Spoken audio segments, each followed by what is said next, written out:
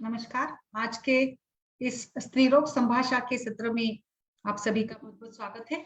आज का हमारा विषय है गर्भिणी छर्दी। जैसे कि हमने नई सीरीज नया विषय स्टार्ट किया है, नए टॉपिक के साथ हम लोग हर रोज स्त्री रोग संभाषा को आयुष दर्पण के इस प्लेटफॉर्म पर आपके सामने प्रस्तुत करते हैं और आप सभी के सहयोग के साथ हमने अभी फिलहाल ही 1 साल पूरा किया। 1 साल से लगातार हम लोग केवल स्त्री रोग और उससे जुड़े सारे जो भी केसेस है, डिस्कशन है, उसी के ऊपर हम लोगों का डिस्कशन ये चलता है।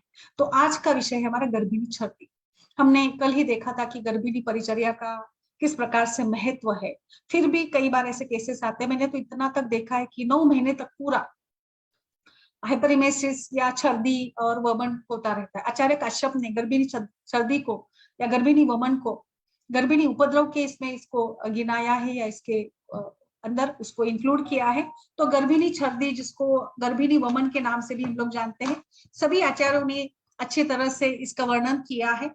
हाइपरिमेसिस ग्रेविडम या छर्दी वोमिटिंग एक आमतौर पर एक ऐसा देखा गया है कि जब भी कभी कोई विवाहित महिला को कोई छर्दी होती है, उल्टी होने लगती है, तो सबसे पहले तो हम लोग वहां पे शंका करते हैं कि कोई प्रेगनेंसी है क्या। तो सच में प्रेगनेंसी का और हाइपरिमेसिस का क्या रिलेशन? बिल्कुल है। जैसे कि hyperemesis is caused due to the changes in the blood. जैसे यहाँ पर ह्यूमन ग्राफिक हार्मोन HCG का लेवल बढ़ जाता है और इस लेवल के बढ़ने के कारण ही छर्दी या वोमिटिंग जैसे लक्षण, अरुचि, नौजिया, वोमिटिंग, मुंह में पानी आना, कुछ अच्छा नहीं लगना, कुछ भी पास। कुछ महिला इतनी व्यस्त रहती है, इतनी त्रस्त हो जाती है कि उनको किसी भी कोई भी घर में खाना बना रहा होता है तो उसका जो फूडनी का मसालों का वास है वो भी उसको सहन नहीं होता। इतना सीवियर हाइपरिमेसिस भी देखा है जो 9 महीने तक कैरी ऑन होता है। कुछ एक्चुअली नॉर्मली देखा जाए तो जैसे कि पहले 3 महीनों में नौजिया, वोमिटिंग, एनोरेक्सिया रहता है और धीरे धीरे वो कम होता है। जैसे प्रेगनेंसी नहीं होती है, हमारे शरीर में कोई एक नया जो जीव है, गर्भ है, वो पलता रहता है, तो निश्चित रूप से कुछ बदलाव तो होने ही है। तो हाइपरिमेसिस का मुख्य कारण अगर देखा जाए तो HCG लेवल के कारण हाइपरिमेसिस ये देखा जाता है जो ब्लड में पाया जाता है। इसके चलते ही हम शरीर में हमारे ये लक्षण हमको मिलते हैं। और आयुर्वेद के परिप्रेक्ष्य में इसको क्या कहेंगे? आयुर्वेद के परिप्रेक्ष्य में अगर आपको छर्दी की संप्राप्ति को समझना है तो जैसे देखिए इसमें तो लाइक गर्भिणी की वृद्धि हुई है, दौरुदावस्था है इसमें, और दौरुद अवस्था के साथ साथ दोष उत्कृष्ट हो जाते हैं। दोष उत्कृष्ट होने के साथ साथ जैसे वायु का प्रकोप है, वातकावरण है, और यहाँ पे जो दोष उत्कृष्ट हो जाएंगे वो ऊपर की तरफ उनकी गति हो जाती है। उत्कृष्ट जो भी दोषा है ये लाइक व्यान वायु, उदान वायु की गति विकृत हो जाती है, ऊर्ध्वगामी हो जाते हैं। ऊर्ध्वगामी होने के साथ साथ यहाँ पे मुख में आ जाते हैं और मुख में आकर मुख से बाहर आने का प्रयास वो करते हैं। तो बिल्कुल यहाँ पे गर्भिणी की जो गर्भवृद्धि है, गर्भवृद्धि के साथ साथ दौरुद के साथ साथ दोष उत्कृष्ट हो जाते हैं, और दोष उत्कृष्ट हो जाने के साथ साथ उनका विमार्ग गमन यानी जो उनकी प्राकृत गति है, जैसे कि उदान वायु की गति ऊर्ध्व ही मानी गई है, उदान और व्यान के विकृति के कारण जो भी सारा कुछ खान पान है उसको बाहर की तरफ ऊर्ध्व दिशा में गामित किया जाता है और इसके प्रकार से इसकी संप्राप्ति बनती है। तो जैसे इसमें हमने देखा कि छर्दी के अलग अलग प्रकार होते हैं, वातज, पित्तज, कफज, सन्निपातज। और छर्दी के बारे में तो मुझे लगता है ना, जैसे कुछ पेशेंट के बारे में मैंने अभी बताया कि कुछ भी थोड़ा सा भी कुछ बदबू, बास, तो भी नॉर्मली एनोरेक्सिया, वोमिटिंग होने लग जाती है। कुछ पेशेंट तो 3-4 महीने तक किचन में ही नहीं जाते, उनको खाना खुद से भी बनाना पॉसिबल नहीं होता है, दूसरा भी कोई खाना बना रहा होता है तो भी वो इरिटेट हो जाते हैं, इतने इरिटेशन।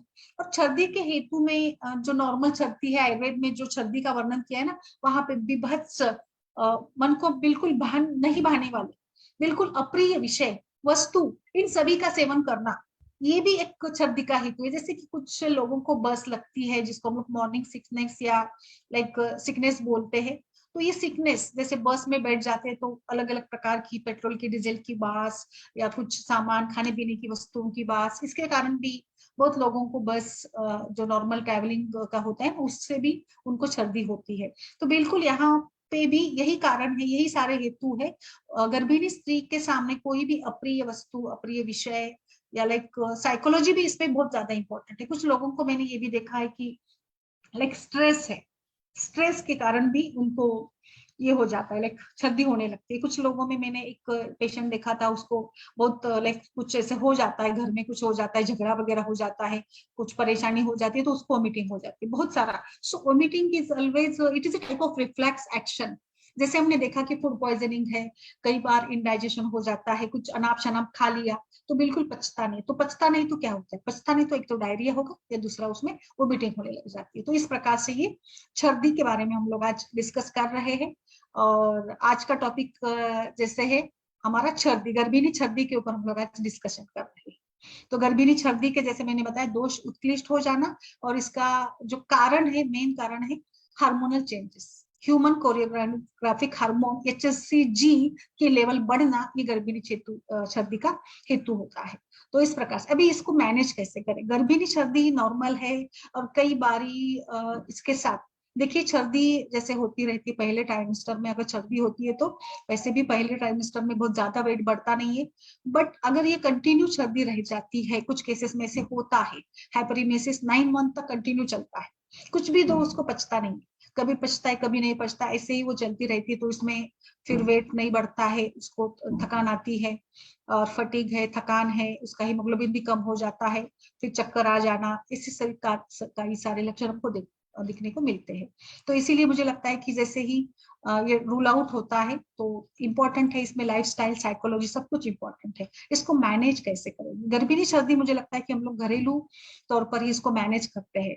बहुत ज्यादा मेडिकेशन कम ही दे तो बेहतर रहता है, बट जरूरत पड़े तो हमें क्या देना चाहिए, जैसे वातज सर्दी, पित्तज सर्दी, कफज सर्दी।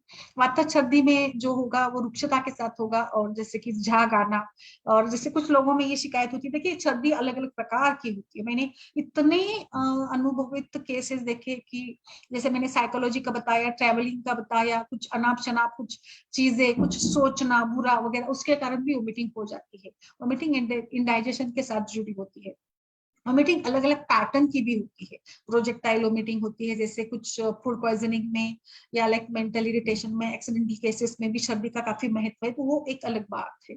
बिल्कुल। तो वातज सर्दी यानी जैसे कि कुछ लोगों में कुछ भी खा लिया, कुछ इंडाइजेस्ट नहीं होना, तो तुरंत उल्टी हो जाती है। बट कुछ लोगों में होता है ना कि ड्राई वोमिटिंग, लाइक तो उनको उल्टी आने जैसे लगता है, बट उल्टी होती नहीं है, और उल्टी हो जाती है, जो भी दूषित अन्न बाहर निकल जाता है, तो बहुत रिलीफ मिलता है।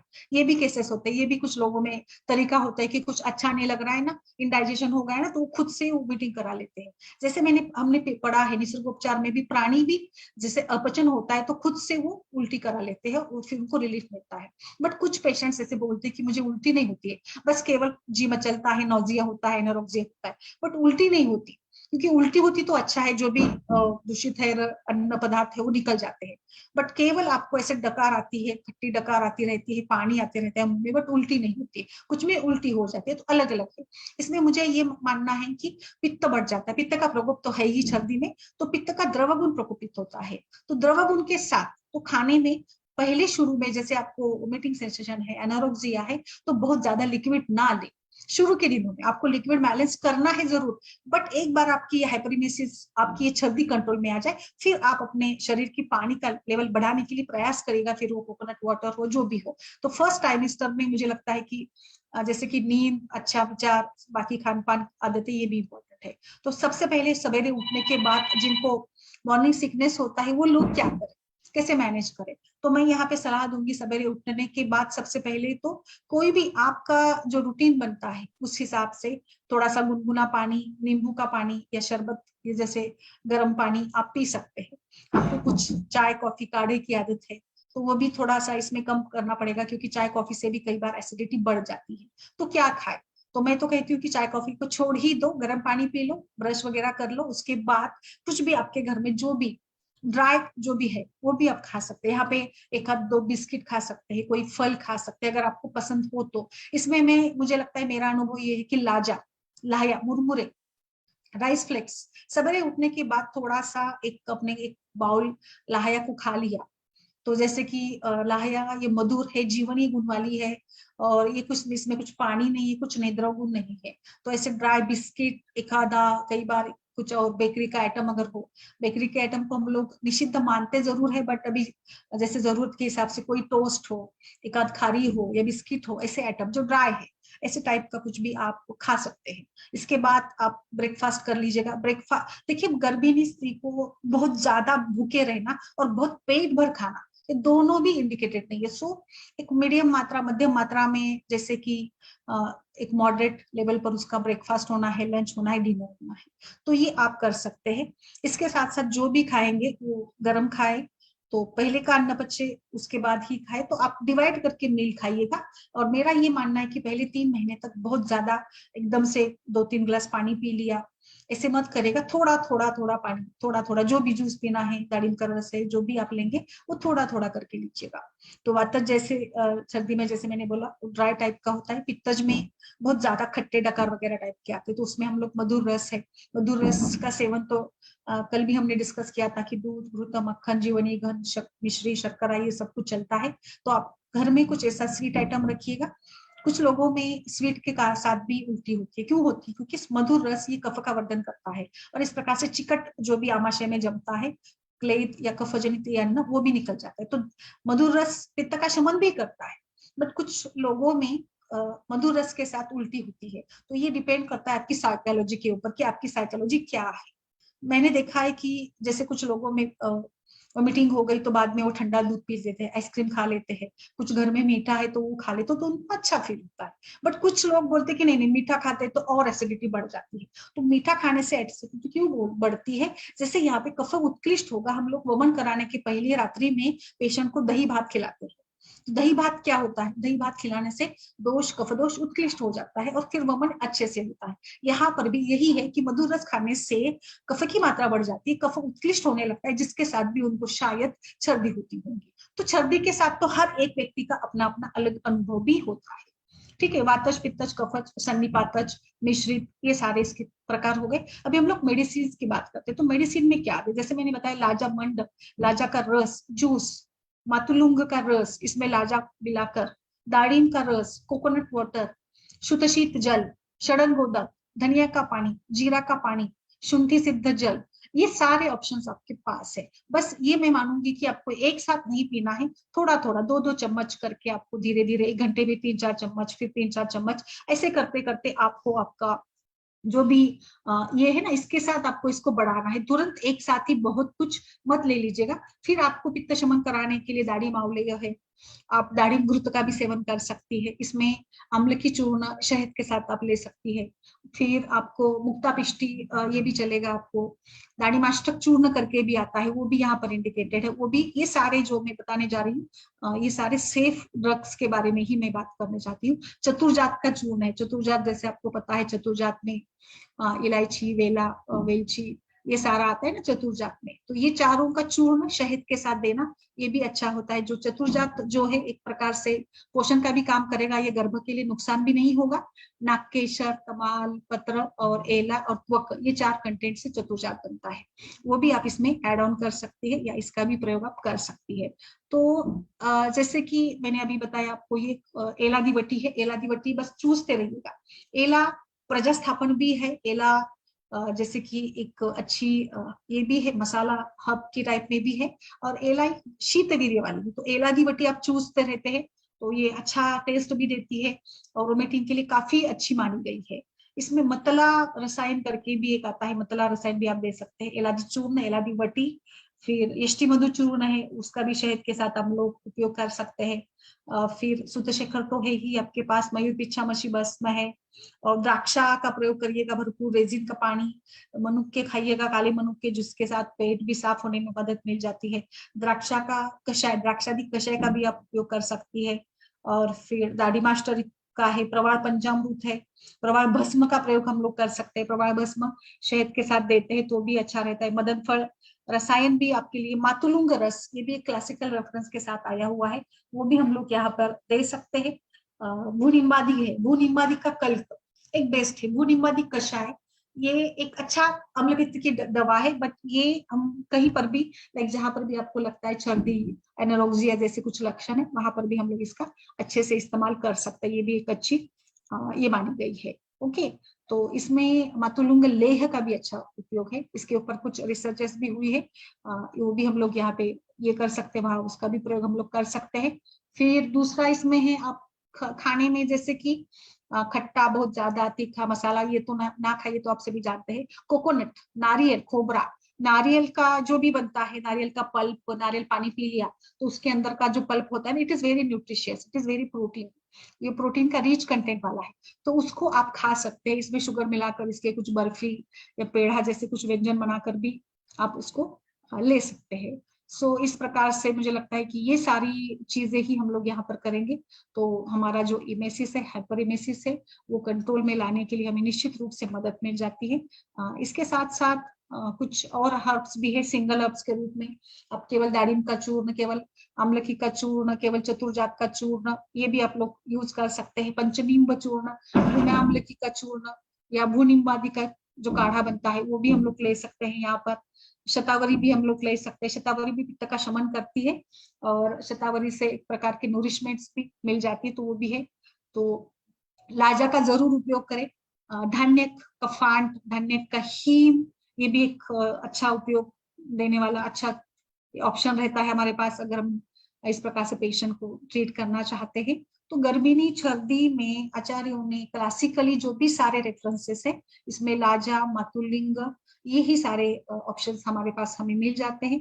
तो ये मुझे लगता है मेरी तरफ से है। और जो मैंने बताया सिंपल सिंपल छोटी छोटी बातें जो है कि बहुत ज्यादा ना खाए, खाली पेट ना रहे, द्रवगुण, और पहले 3 महीने में आप जितना सूखा थोड़ा सा खाते हैं, ड्राई टाइप का खाते हैं, उतना आपका सर्दी कंट्रोल में आने के लिए मदद मिल जाती है। ओके, तो ये मेरी तरफ से था। अभी आप थोड़ा सा बताइए इसमें कि आप किस प्रकार से इसमें आपका क्या अनुभव है, आप लोग क्या और इसमें यूज कर सकते हैं। लाजा चूर्ण तंडुलोदक भी अच्छा काम करेगा मैम, पित्तज में अगर आपको देना है तो लाजा चूर्ण, तंडुलोदक, ये भी अच्छे काम करने वाले होते हैं। बाकी तो पेया, विलेपी, वो तो है ही हमारे पास, ग्रुएल्स वगैरह अलग अलग प्रकार की है ही। ज्यादा से ज्यादा शर्करा का प्रयोग करेंगे हम लोग, यूश बनाएंगे, मूंग का यूश अच्छा माना गया है ये, भुरिंग कल्प, शुंठी,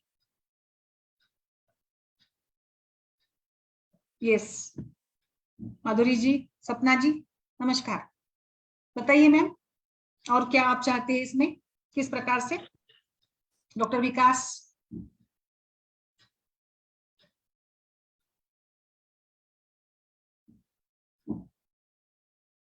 M I audible. Yes ma'am.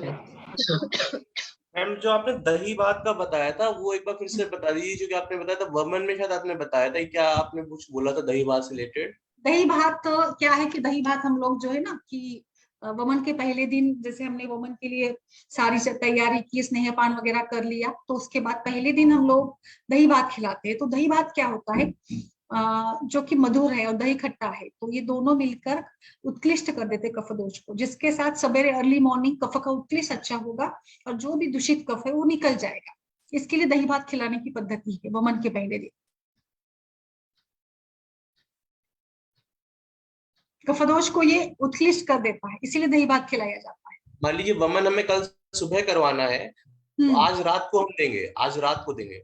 Yes yes, बिल्कुल बिल्कुल, वमन के इसमें ही उल्लेखित है ये, मतलब आचार्यों का क्लासिकल वमन जब कराते हैं ना तो ये खिला देते हैं। महाराष्ट्र में हम लोग दही भात खिला देते हैं, पेशेंट को बोल देते हैं कि कुछ मैडम क्या रेशियो रहता है दही भात का वैसे, मतलब जैसे नॉर्मल जो मिक्स करते हैं नॉर्मल वैसे जैसे आपको पसंद हो वैसे टाइप में, ऐसे कुछ नहीं है, रेशो कुछ नहीं है। और रात में ही दे सकते हैं या फिर दिन में भी दिया जा सकता नहीं, है? रात में ही देना है सर, रात में ही देना है, क्योंकि हमें दोषों को प्रकोपित करना है। आप दही देखिए, दही रात में खाना निषिद्ध है, क्यों निषिद्ध है, दोषों का उत्क्लेश होता है इसीलिए निषिद्ध है, बट यहाँ पे हमें दोषों को उत्क्लेशित करना है, इसीलिए हम लोग रात में खिला देंगे। तो फिर तो भरपेट उन्हें खिलवाना पड़ता है या थोड़ा खाली रखना पड़ता है? नहीं, भरपेट नहीं सर, नॉर्मल खाए, भरपेट की कोई वहां पे इंडिकेशन नहीं है, नॉर्मली खाए। अब मैम एक चीज वैसे यहाँ पे वॉमिटिंग का हुआ है, ये इससे मतलब स्त्री से रिलेटेड नहीं है। जैसे कुछ लोग होते हैं वो जैसे सैर पे जाते हैं बस की राइड्स पे, तो माउंटेन्स में जैसे बस होती है तो उनको उल्टी होती है। यस सर, तो यस। उनके लिए क्या करा जा सकता है कि उनको इमीडिएट रिलीफ मिल जाए, या थोड़ा पहले कुछ खा ले तो इमीडिएट रिलीफ मिल जाए आयुर्वेद में? आयुर्वेद में अच्छा, तो हम लोग इसके पहले ही उनको ना बिल्व का दे सकते हैं सर, बिल्व चूर्ण दे सकते हैं, कंट्रोल होगा। और एक और बात की, पेट बहुत ज्यादा भरे भी नहीं और पेट को खाली भी ना रखे, बहुत ज्यादा पानी नहीं पिए। ये हम लोग कर सकते हैं। बहुत जितना मैंने देखा ना, अभी आपने बात निकाली तो मुझे भी याद आ रहा है, बहुत बार ऐसे ट्रिप पे इधर उधर घूमने चले जाते तो बस ऊपर से चलती है तो वो मतलब वोमिटिंग आने लग जाती है ना। तो इसमें तो ये जो चूर्ण है, लाइक बिल्व चूर्ण है या दाढ़ी मास्टक चूर्ण है, इसका हम लोग प्रयोग कर सकते हैं। चतुर्जात का करके वो पहले से देकर रखेंगे तो मुझे लगता है कि कंट्रोल आने में मदद होती है।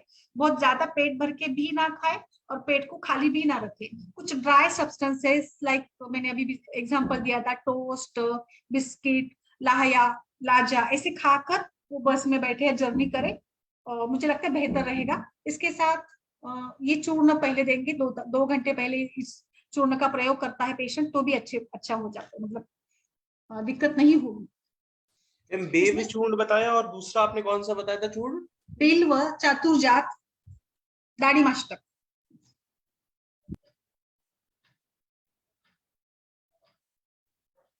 बिल्व, चतुर्जात और दाढ़ी मास्टक। ओके सर, इसमें ना ये तो हो गया जैसे अभी, बट नॉर्मल जैसे आप बोल रहे तो लाइक हम लोग चावल का पानी इसमें लाजा चूर्ण और शर्करा डालकर भी दे सकते हैं, ये भी एक अच्छा ऑप्शन रहेगा, पित्तज में अच्छा रहता है ये। और मातज में मातुलुंग रस, लाजा, कोलमज्जा, ये मैं क्लासिकली बता रही हूँ। मैं ज्यादा से ज्यादा जो ग्रंथोक्त चिकित्सा है ना वही बताती हूँ हमेशा से। भूनिम्ब कल्क बेस्ट है सर, भूनिम्ब कल्क का अच्छा रोल मिल जाता है। बिल्व मज्जा, बिल्व चूर्ण है, धन्यक है, शुंठी है, ये भी सारे ऑप्शंस आपके पास है। शर्करा, मधु, लाजा का चूर्ण। मैम भू आपने क्या बताया था? पवास का? भूनिम्ब, भूनिम्ब, भूनिम, हाँ भूनिम। चिरायता बेस्ट है। उसका काढ़ा या उसका कल्क बनाकर देते ना तो बहुत अच्छा। एक्चुअली जामुन के कोमल पत्ते या आम्र के पत्ते को भी पकाकर उसका काढ़ा बनाकर भी हम लोग मधु के साथ दे देते हैं, वो भी ठीक रहता है। बट ज्यादा तो मुझे लगता है यही सारा है, लाइक लाजा, मधु, तंडुलोदक, शर्करा। मॉर्निंग में ये खाए, ड्राई खाए, और जैसे जैसे पचता है अच्छा, फिर वो liquid item like coconut water वगैरह, बाकी का दूध वगैरह बाकी का पी सकती है। तो जैसे पहले के इसमें कारण यही है कि HSCG का कारण ये बढ़ जाता है, तो उसका कारण भी हमें समझना होगा।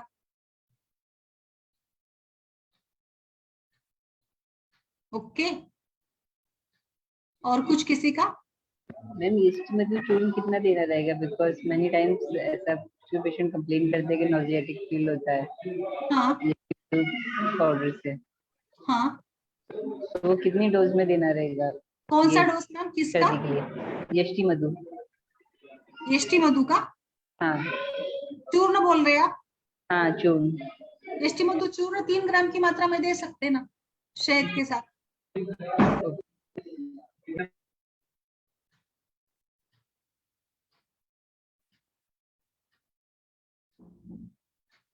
सर्दी निग्रहण, तृष्णा निग्रहण और दाह प्रशमन जन के द्रव्यों का प्रयोग हम लोग कर सकते हैं।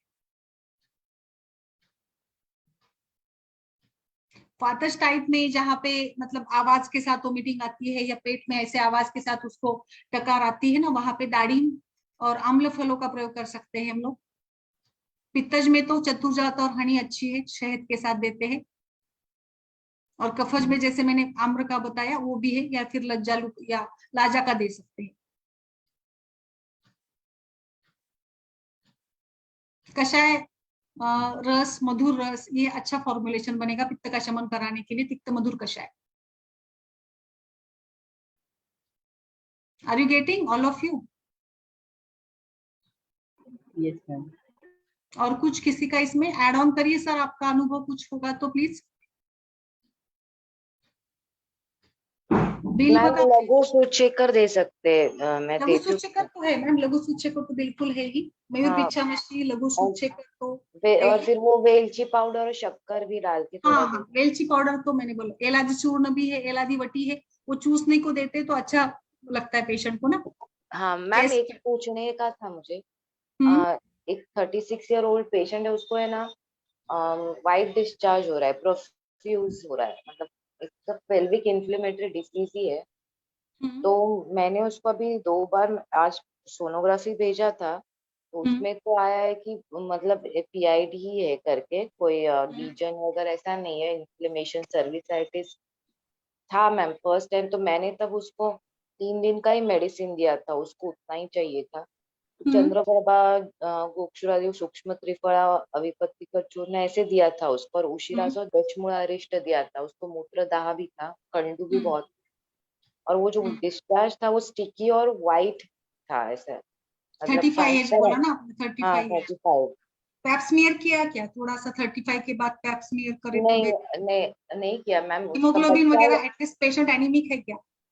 नहीं है मैम, 3.5 साल का लड़का है, उसका स्कूल का शेड्यूल जरा हेक्टिक है, और बच्चा भी बहुत हाइपर एक्टिव, बोलते हैं ना उसको, बहुत परे स्ट्रेस और बाकी सारी hygienic conditions and any other factors ma'am कुछ? अच्छे फैमिली के, अपर क्लास है, हाइजीनिक कंडीशन, पर मैम उसको एक है कि वो लड़के का ही बहुत जरा स्ट्रेस है, वो मतलब ओवर बोलते हैं ना, बच्चा ये करता है। और एक्टिव होगा, हाइपर एक्टिव होते हैं ना आजकल बच्चे। और दूसरा एक चीज था कि वो दीवा स्वाप एक निकला है तो मुझे मैम। अच्छा, और कुछ अब कफ हेतु मिले क्या? मिष्टान्न भोजन, पिष्टान्न भोजन? हमने और मैम पूछने की कोशिश की, अभी फिर से पूछूंगी, पर उसमें तो निकला नहीं, वेजिटेरियन है, और बस 1.5 घंटा दोपहर का वो सोती है, अभी उसको बच्चे के इससे वो थकान आती है, इसकी वजह से वो सो जाते हैं ऐसे बोले। और उसको ये फर्स्ट टाइम हुआ है, कभी मतलब ऐसे होने, सिर्फ उसका पीरियड्स एक ये था कि ना, यूरिन इन्फेक्शन वगैरह या कॉन्स्टिपेशन है क्या? नहीं कॉन्स्टिपेशन वगैरह कुछ नहीं है, यूरिन इन्फेक्शन नहीं था, इसके वजह से जो मूत्रदाह हो रहा था वो अभी मैंने वो मेडिसिन दिया तो वो कम हो गया, तो मतलब। पर जो ये था ना उसका डिस्चार्ज, वो 2 दिन पहले मतलब उस कम हो गया, फिर से थोड़ा बढ़ गया, तो फिर बाद में उसने ज्यादा दिन का दवाई लिया, तब मैंने उसको फिर से चंद्रप्रभा, पुष्टानुवटी, मेदोपाचक, त्रिफला गुगुल, और फिर त्रिफला विडंग, थोड़ा स्फटिक दारू, हल्दी डाल के ये चूर्ण दिया मैम उसको खाने के लिए, और ये 5 दिन का दिया था मैम। तो अभी उसका बोलते हैं ना 60-70% रिड्यूस हो गया ये सब। मैम चंद्रप्रभावती कंटिन्यू करिएगा इसमें ना, चंद्रप्रभावती कंटिन्यू करना अच्छा रहेगा।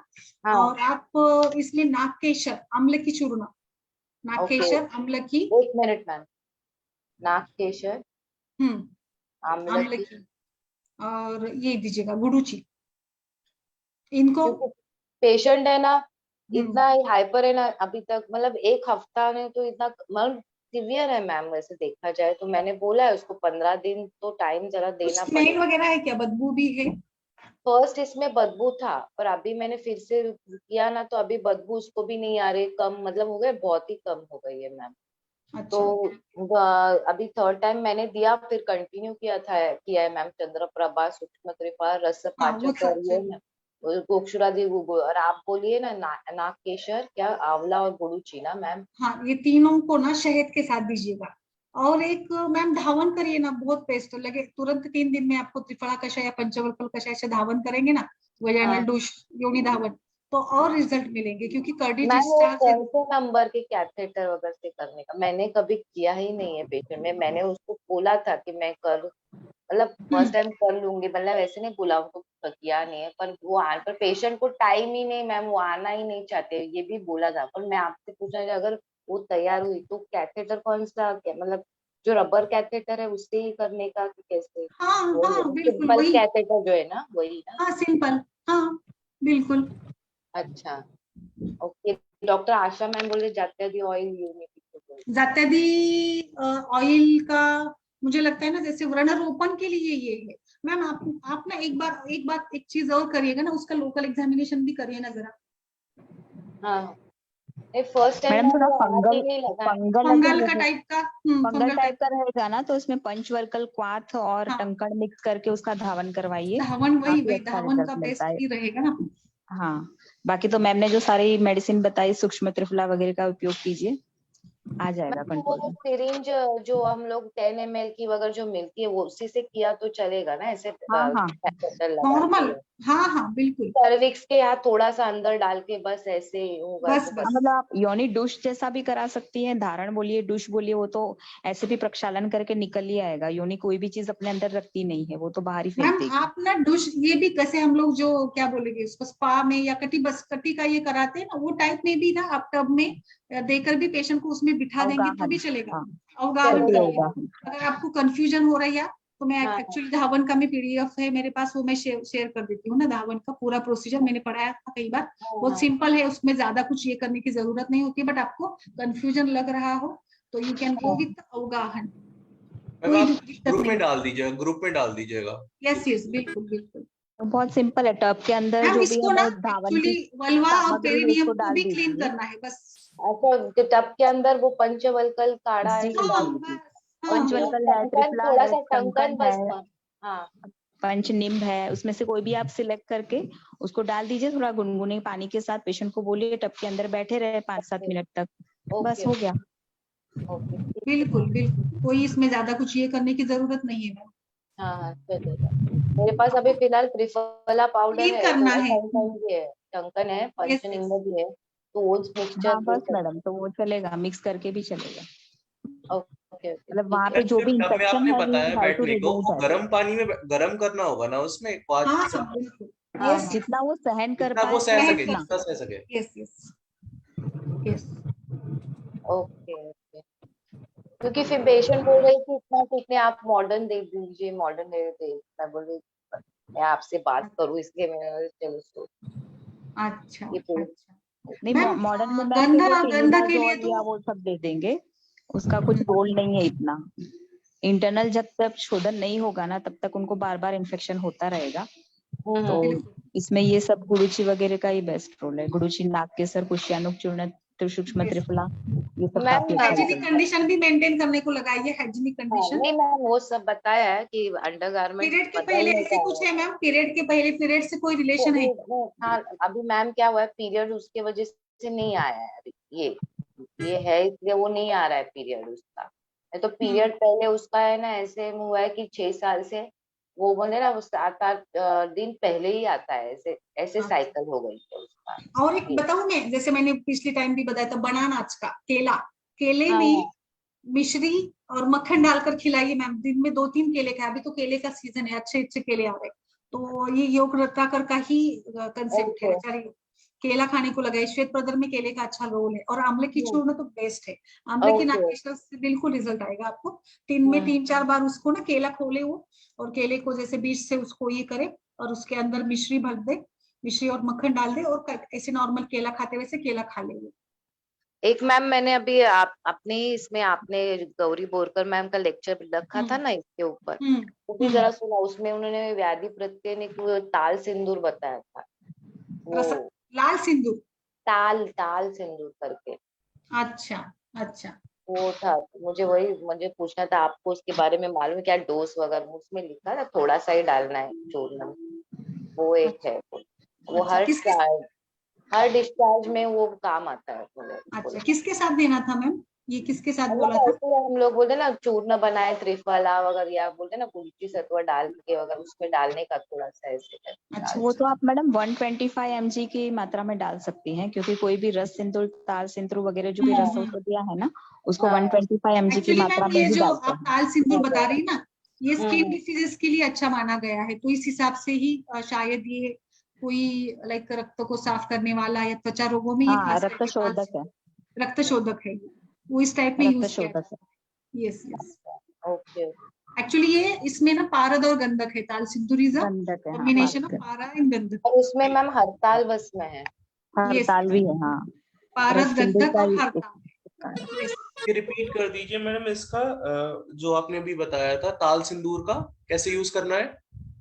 उसको इस हम चूर्ण बना दे, जैसे त्रिफला गुरुचि सत्व या शतावरी मिक्स करके उसमें थोड़ा ताल सिंदूर, ये मैम ने बताया ना, आशा मैम ने 125 मिलीग्राम, मतलब एक चिमूट या 2 चिमूट बोलते हैं ना, थोड़ा सा ही डालना पड़ेगा ये जो रत्ती। मैम ने बताया ना, शिल्पा मैम ने आमल की, गुरुची और हम्म, ये नागेश्वर। नागेश्वर। नाक केसर, हाँ, उसके साथ आप पुष्यानुक भी ऐड कर दीजिए और उसके हाँ, वो साथ चला रही है ना शायद, पुष्यानुक चल रहा है शायद। मैं चला रही हूँ। तो उसी के साथ आप ताल सिंदूर 125 mg मिला के उनको 3 पुड़िया दे के दिन में 3 बार, अगर ज्यादा इन्फेक्शन है तो 3 बार दीजिए, नहीं तो फिर 2 बार से भी काम हो जाएगा। ओके ओके ठीक है। उसकी बाकी कुछ आदतें होती है ना मैम, कुछ पढ़ना वगैरह, वो भी थोड़ा सा कम करिएगा। लाइक कुछ मोबाइल का भी लाइक होता है ना आजकल चल रहा है ना, वो सब कुछ भी थोड़ा सा ही तो मिल ही जाता है। ठीक है। थोड़ा चलिए, सन एक्सपोजर भी करवाइए मैम, पेशेंट को बोलिए कि थोड़ा मतलब सन जैसे भी एक्सपोजर। सुबह शाम थोड़ा सन एक्सपोजर बहुत जरूरी है इसमें, क्योंकि जेनाइटल्स को अगर सन एक्सपोजर भी नहीं मिलता होगा ना तो भी ऐसा फंगल इन्फेक्शन वगैरह बार बार हो जाता है। और ये बारिश के दिनों में भी थोड़ा सा ना संभावना बढ़ जाती है, गीले कपड़े गीले वगैरह। कपड़े पहनने की वजह से भी गीले ये कपड़े। मैंने वो राइट। बताया है मैम उनको कि ना आपको कपड़े गीले नहीं, उल्टा अंडरगारमेंट्स वगैरह गीला हुआ तो चेंज ही करना चाहिए 2 बार 3 बार। ये मैडम पर्सनल हाइजीन में कमी की वजह से ही होता है ज्यादातर। और ये आप जो कह रही हैं उनके बच्चे की हाइपर एक्टिविटी है तो खुद पे ध्यान नहीं दे पा रही होंगी, न्यूट्रिशन फूड भी नहीं ले पा रही होंगी, एनीमिक भी होगा तो थोड़ा सा ना, एनीमिक लाइक भी होगी। एनीमिया। हाँ, तो ये सब फैक्टर्स बहुत काम वो करते बोली हैं। कि मतलब रात को इतना मेंटली वो फटीग हो जाती है कि उसको कुछ सूझता नहीं है खुद कोई, इतना वो द्राक्षा बच्चा सब वगैरह चला दीजिए ना मैडम, थोड़ा द्राक्षा सब वगैरह उनको बल भी देगा। है। और या तो फिर कोई चाटन शुरू करा दीजिए, च्यवनप्राश या फिर अवले, अश्वगंधा अवले, ऐसा कुछ हाँ हाँ शतावरी ओके, का ग्रेन्यूल्स मिलता है, वो सब शुरू करा दीजिए। चलेगा बढ़िया चलेगा। औषधि उनका थोड़ी जनरल चलानी पड़ेगी। कंडीशन थोड़ा सा इम्यूनिटी इंप्रूव करे, जिनकी इम्यूनिटी कम है ना उनको ये बार बार ऐसे इन्फेक्शन ओके नॉर्मल मैम।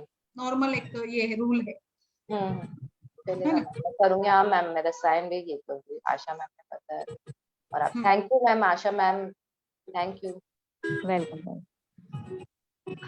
और मैम किसी ये का कुछ है? नागकेशर, आमलकी और गुड़ची तीनों इक्वल क्वांटिटी में लेना है? हाँ, equal equal equal, yes equal.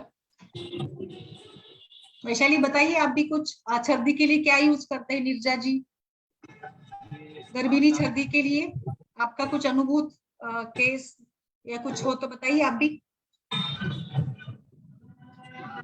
Doctor Nirja.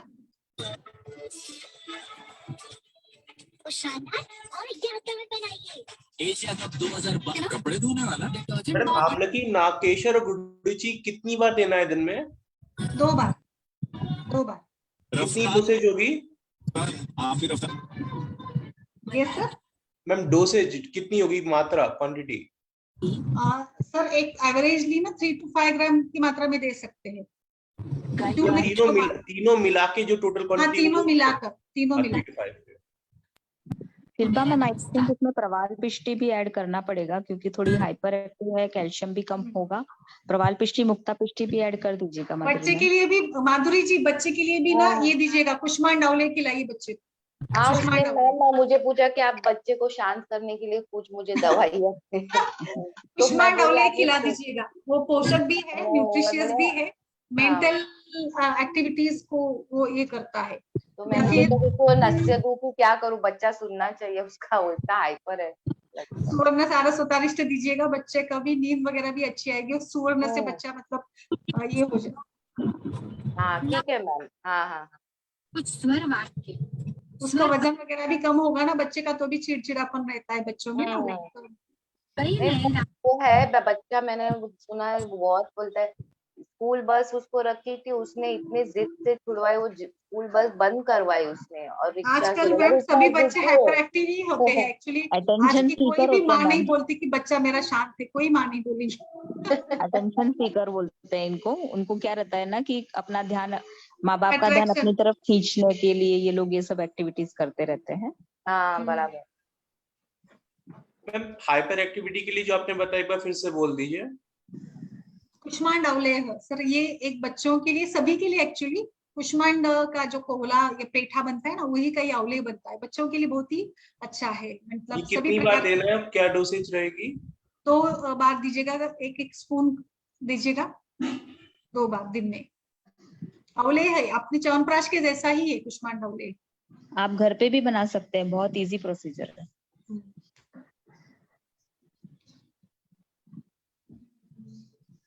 और सुवर्ण सारे सुतारिष्ट।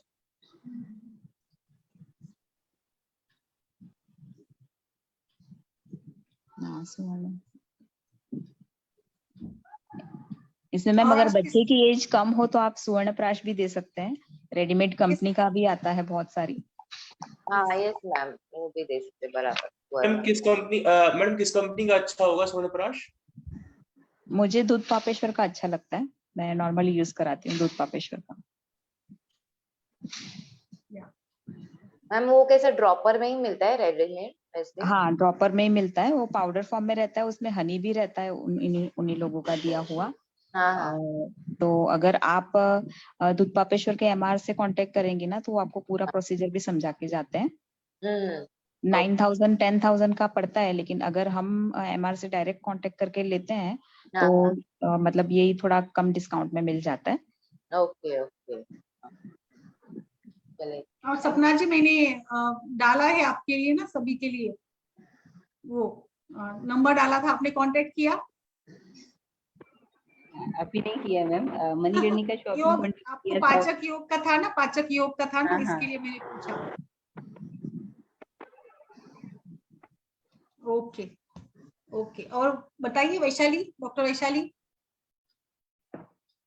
सर्दी के बारे में या और कोई गर्भिणी समस्या, जैसे एक एक डिस्कस करते ना तो हमारे लिए अच्छा होता है, लाइक अच्छा दिमाग में हमारे फिट हो जाता है कि चलो ये पेशेंट में हम लोग ये देंगे। सब एक साथ खिचड़ी डिस्कस करेंगे तो रूल आउट नहीं हो पाता है। जैसे आज हमने सर्दी के लिए अलग अलग टाइप के क्या क्या कर सकते, किस प्रकार से गर्भिणी सर्दी को मैनेज कर सकते हैं, क्योंकि कई बार ना पेशेंट तो ना लास्ट महीने तक उसको वोमिटिंग चलती रहती है और कितना मेडिसिन खाएगी, तो उसको पूरी परिचर्या, डाइट, उसका पैटर्न, नींद पूरी हो जाना, सभी कुछ चाहिए। इमोशनली स्टेबल चाहिए पेशेंट,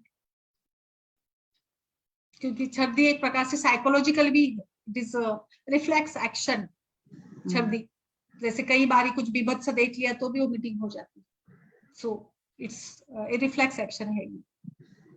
मैम थोड़ा मैम एक क्वेश्चन पूछना मैंने था। थोड़ा लेट ज्वाइन किया था तो मैं सुन नहीं पाई थी। शिल्पा मैम क्या?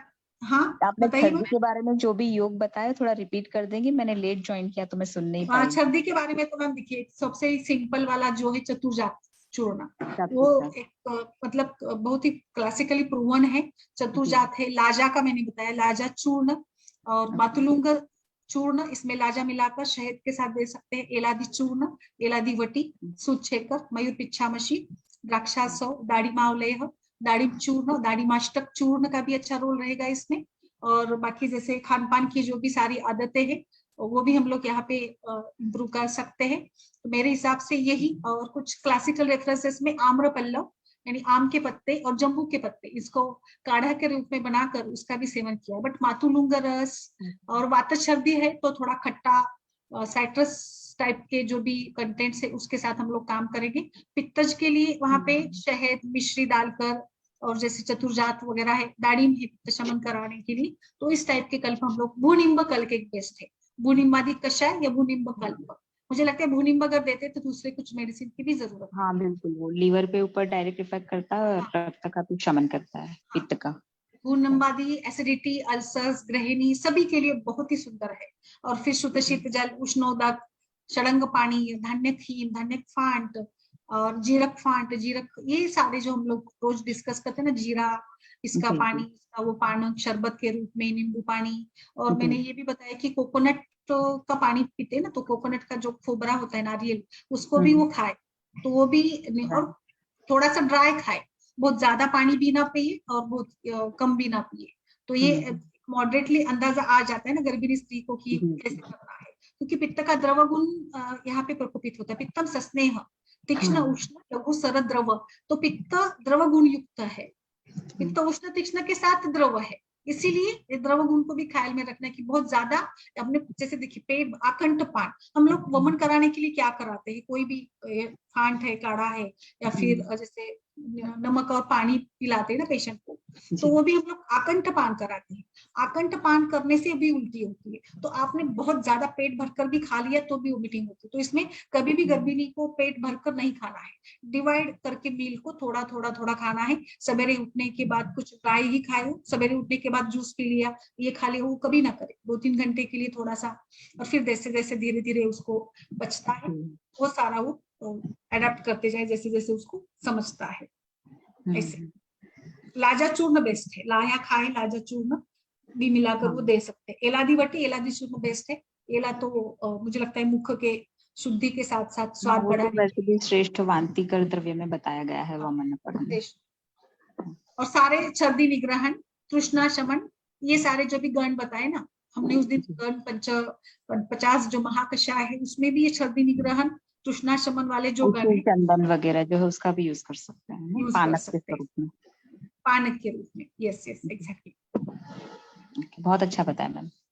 यस। और किसी का कुछ हो तो, आज कुछ केस थी उसके बारे में आपने शायद डिस्कशन कर लिया सभी ने, आई होप।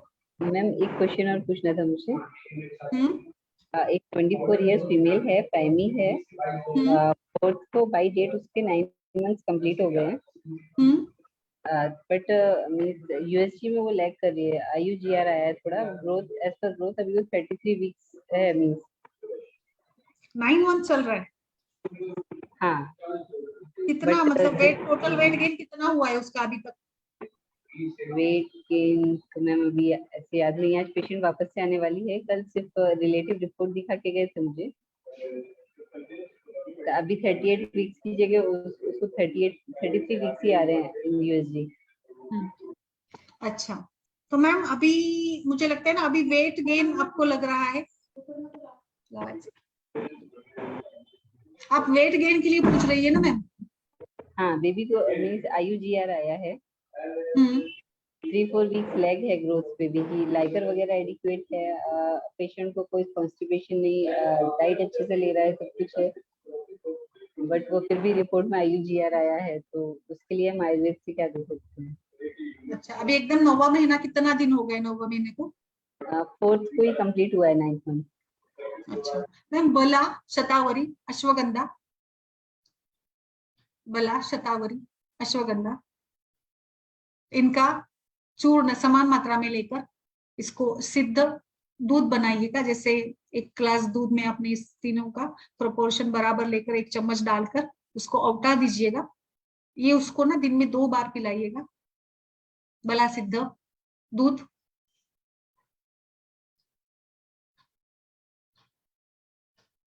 ड्राई फ्रूट का पाउडर बनाइएगा, जो भी अवेलेबल होंगे, जो भी मिलेंगे, खास करके डेट्स, आलमंड, मुनक्का, और इसका पाउडर वो भी हम वो खाए, या फिर दूध के साथ भी, अगर उसको दूध पीना पसंद है तो 2-3 बार जैसे दूध पीती है तो उसमें भी ये एड ऑन कर सकते हैं।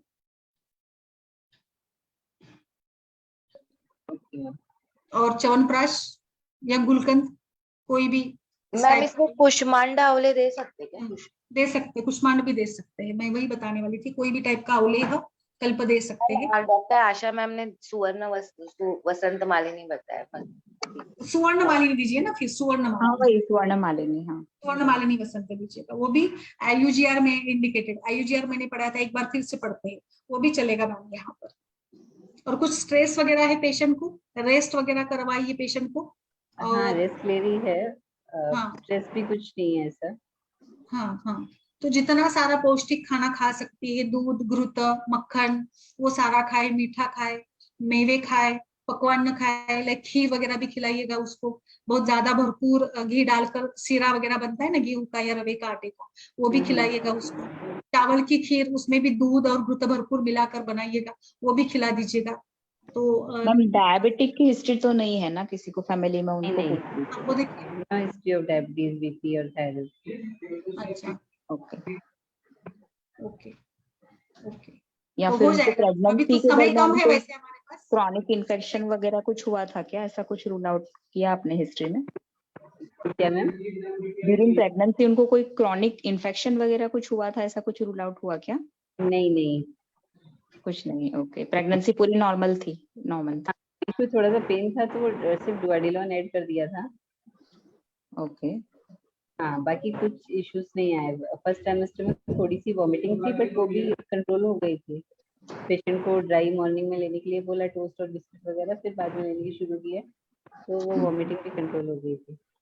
आई थिंक प्राइमी है और आईयूजीआर है, दैट मीन्स कि उनका न्यूट्रिशन वैल्यू ठीक नहीं है, तो मे बी या तो उनकी आहार विहार दिनचर्या में कुछ गड़बड़ होनी चाहिए, तभी आईयूजीआर होता है, ऐसे नहीं होता है। अचानक थोड़ा सा कुछ मेंटल डिप्रेशन, फ्रस्ट्रेशन भी होता है, जो पेशेंट बताते नहीं, पेशेंट बताते नहीं ना, बहुत बार ऐसे फैमिली के साथ में रहते हैं तो थोड़ा सा। हाँ तो वही मैडम, वही होगा, थोड़ा अपने पे ध्यान नहीं दे पा रही होंगी, तो उसकी वजह से, थोड़ा डिप्रेशन की वजह से भी होता है IUGR। If you are asking them ना, they can give you a proper detail history. वो थोड़ा रूल आउट करके उसके ऊपर भी काम करिए। ओके। नस्य जरूर दीजिए मैम, इसमें आप नस्य का काफी अच्छा रोल है। उनको क्षीरबला तेल का नस्य दे सकते हैं, अभ्यंग, पादाभ्यंग, नाभि पूरण वगैरह भी करा सकते हैं। नस्य, हाँ, नाक में तेल डालकर, घी डालकर वो सोए तो भी चलेगा, है ना। हाँ, इसमें शतावरी गुट का भी नस्य करा सकते हो। बिल्कुल। पेशेंट को क्षीरबला ऑयल दिया, पेशेंट को मॉर्निंग और इवनिंग में 2-2 ड्रॉप्स डालने के लिए बोला। उसी से शिरोपीचू भी कराइए, नाभि पूरण, शिरोपीचू और पादाभ्यंग, नस्य सभी से भी कराइए। तो उसमें भी मानस चिकित्सा एक तरह से हो जाने से भी पेशेंट को काफी नींद अच्छी आती है ना, पेशेंट को जितनी अच्छी नींद आती है उतना अच्छा वेट गेन होता है ना। तो नींद बहुत अच्छी मतलब आनी जरूरी है, अच्छी नींद आए पेशेंट को। स्ट्रेस फ्री कराने के लिए आप नस्य, शिरोपीचू या तेल से हल्का सा मालिश, और पादाभ्यंग, घृत से पादाभ्यंग करवाइएगा, घृत से पोषण भी होगा अल्टीमेटली।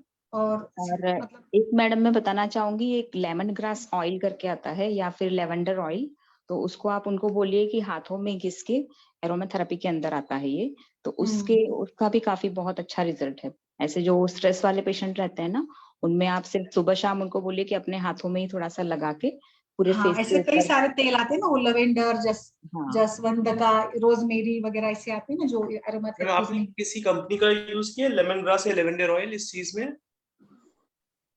लेमन ग्रास ऑयल मैंने यूज कराया है सर,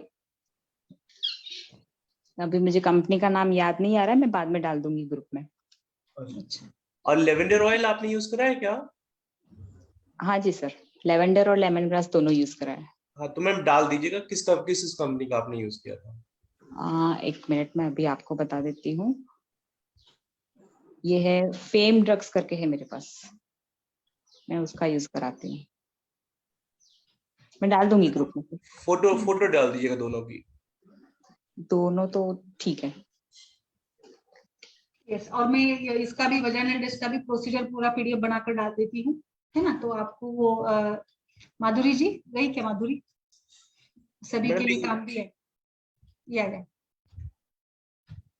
मैडम मुझे एक चीज पूछने की, और ये जो मुझे कई बार जैसे कुछ प्रिपरेशन करने के लिए कोल्ड प्रेस ऑयल चाहिए होते हैं, जैसे कोकोनट का, तिल का, एरंड का, ये किस कंपनी का अच्छा रहता है? कहीं पे ऑनलाइन, जैसे बहुत ज्यादा मात्रा में नहीं, थोड़े जैसे 1-2 लीटर ऐसे ही कभी मंगवाने होते हैं, तो उसके लिए पेशेंट्स तो पूछते हैं कि बहुत से कंपनीज के आते हैं, ये किस कंपनी का किसी ने यूज करा कि कोल्ड प्रेस ऑयल कोकोनट, तिल या एरंड का किसका अच्छा रहता है?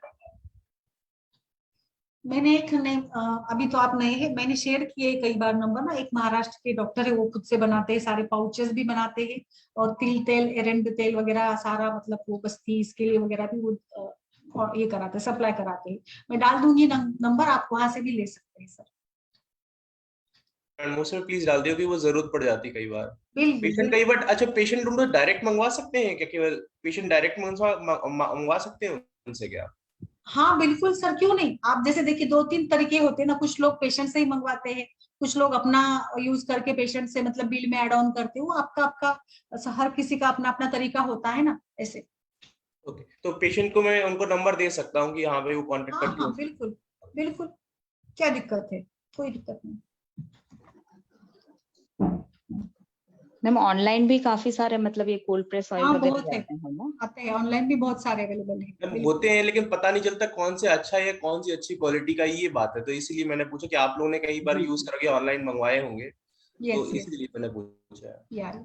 ओके ओके, मैं फ्रेश मिल्क का यूज करती हूँ, उसका मुझे अच्छा रिजल्ट मिला है, ऑनलाइन ही है। बाकी तो फ्रेश मिल्क, फ्रेश मिल या MIL है या MILL है? MILLS, fresh mills. ओके जी।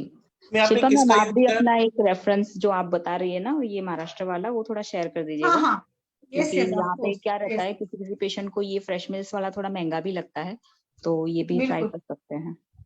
हाँ, मैडम मैं आशा मैम आपने किसका यूज किया था, कोकोनट यूज किया था कि एरंड का यूज किया था? मैंने कोकोनट यूज किया है और अपना ये तिल तेल यूज किया है और उसी का ये सरसों ऑयल, ये 3 मैंने मंगाया था। अच्छा, मैं आपने अपने घर डाला के है ना, ग्रुप पे डाल दिया है। ओके। पर्सनल यूज के लिए भी मैंने 3-4 बार मंगाया था। काफी अच्छा है थिकनेस वगैरह के, मतलब अगर आप पैरामीटर्स देखें ना तो काफी अच्छा लगा मुझे quality. Fresh milk ma'am Amazon वगैरह पे मिल जाता है ये? जी सर। हाँ सर, अमेज़न पे काफी अच्छा मिल जाता है सारा, आप जरूर ट्राई करिएगा। जैसे मैंने कल भी बताया था कि कुछ कल्प के बारे में पूछते हैं ना हमेशा से, तो आप जरूर ट्राई करिएगा, अमेज़न पे सारा मिलता है, मैक्सिमम मिल जाता है। ये सर मैंने बहुत सारे ट्राई किए हैं, लेकिन इसमें से ये मुझे थोड़ा बेस्ट जैसा लगा कि मैं अपने पेशेंट को हमेशा बेस्ट देती हूँ। जैसे मैं शिरोधारा वगैरह में भी, यहाँ नडियाद के पास हमारे यहाँ से जो कोलू का वो बोलते हैं ना, कोलू का बैल से निकलवाते, घाणी का तेल बोलते हैं हमारे गुजरात में, तो वो निकलवाते हैं। तो वो मैं 3 साल से वही मंगा रही थी। फिर वो भाई साहब एक्सपायर कर गए, तो फिर मेरा वहां से बंद हो गया, तो फिर मैंने ऑनलाइन सर्च करना शुरू किया। तो अभी भी मेरा सर्च यही है कि कोई कच्ची घानी का मिल पाए ना तो वो बेस्ट रहता है, क्योंकि वो लोग उसमें कोई ना कोई प्रिजर्वेटिव यूज करते हैं, ना कोई सिंथेटिक एजेंट यूज करते हैं। बहुत मतलब बहुत बेस्ट रिजल्ट देता है। आप शिरोधारा करवा लो, बस्ती करवा लो, उसमें आप अपने जो भी इंग्रेडिएंट्स है वो डाल के उसको सिद्ध करके भी यूज कर सकते हो।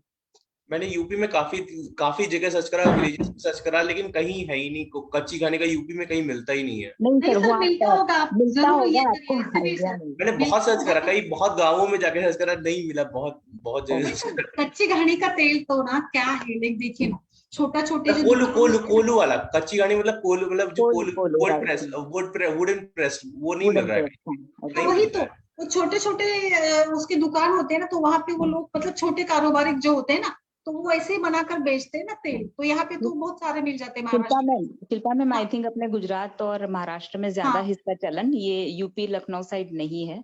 मेरे पास अच्छा, 1-2 पेशेंट आए थे, तो मैंने उनको बोला था कि आप वहां से कर लीजिए, लेकिन वो नहीं ढूंढ पाए थे, तो फिर मैंने उनको ऑनलाइन का ही ऑप्शन दिया था। वो यहाँ वहां पे नहीं है इतना चलन। क्योंकि यहाँ पे तो खाने के लिए भी लोग वहीं से लेके आते हैं। ये मैं वही तो यूज हमेशा करते पढ़ाती हूँ डाइट के सेशन में कि यहाँ रिफाइंड पे सिर्फ एक्सपेलर यूज होता है। रिफाइंड ऑयल जितना रिफाइंड होता है ना, उतना एक्चुअली वो ठीक नहीं होता है। हाँ, तो जितना वो तो नुकसान करता है, मेडिसिन पर्पस के लिए प्रॉब्लम हो जाता है। not मैं even medicine purpose. If you are daily using that refined oil na, it can cause atherosclerosis and MI and all the मैं तो heart disease. उसके यूज तो वही करता कार्डियक, हूँ, सीवीएस, मतलब कि प्रॉपर ऑयल जो यूज करता हूँ, लेकिन कोल्ड वुडन प्रेस्ड नहीं मिल पाता कहीं भी। अच्छा ठीक है। हम लोग तो घर के लिए भी तिल का तेल ही यूज करते हैं और सरसों का तेल, कोई भी रिफाइंड ऑयल नहीं यूज करते हैं सर। अब किसी पर्टिकुलर कंपनी का यूज करते हैं तिल का या सरसों का? नहीं सर, मैं लोकल से मंगवाती हूँ, जैसे मैंने आपको बताया ना वैसे लोकल से ही मंगाती हूँ।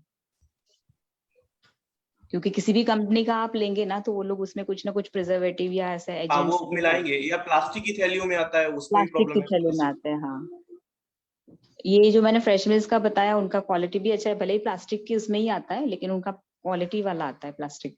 अब ये तो क्या है कि हमारे पास ऑप्शन नहीं है कुछ, तो वो मंगा लेते हैं, बाकी तो जो कोलू का मिलता है ना वही यूज करते हैं। मैम शिल्पा मैम, अगर आपको कहीं पता चले कोई डॉक्टर यूपी में है जो भी मतलब हाँ यहाँ पे बिल्कुल, आयुष में, जिनको ये पता कोलू कहाँ पे मिलता है, तो आप प्लीज मुझे बिल्कुल मैं पूछताछ करवाती हूँ, काफी सारे लोग हैं हमारे ग्रुप के भी है ना, काफी सारे। यूपी में बहुत प्रॉब्लम है इस चीज की। महाराष्ट्र आ जाइए, आपकी प्रैक्टिस भी जोर से चलेगी और सारा कुछ मिलेगा भी, मेडिसिन वगैरह। नहीं सही में, महाराष्ट्र में आयुर्वेदिक मतलब आप कुछ भी बोल लो, कहीं से भी मिल जाता है महाराष्ट्र गुजरात में। बहुत है, बहुत अच्छा है यहाँ पे तो। बिल्कुल, चलिए फिर कल मिलते हैं। ओके जी मैम, चलिए, नमस्कार सभी को। नमस्कार, थैंक यू सभी को।